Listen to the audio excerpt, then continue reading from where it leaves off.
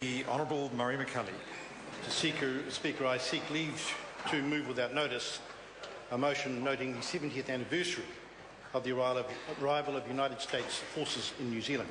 Is there any objection to that course of action being followed?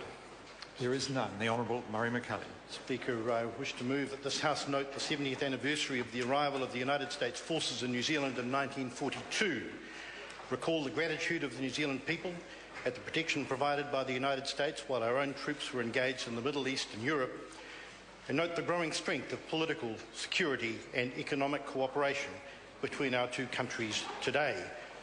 Mr. Speaker, on the 14th of June 1942, 70 years ago today, US Marines sailed into Wellington Harbour.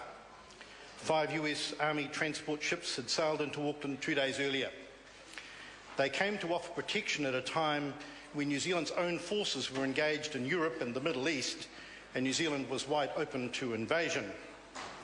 From June 1942 to mid-1944, there were between 15,000 and 45,000 American servicemen in camp in New Zealand at any one time.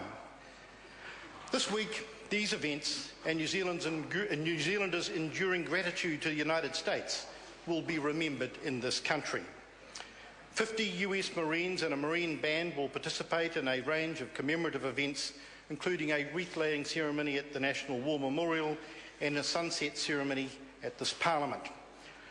I ask the House to join me today in recording the enduring thanks of New Zealanders as we recall these events of 70 years ago.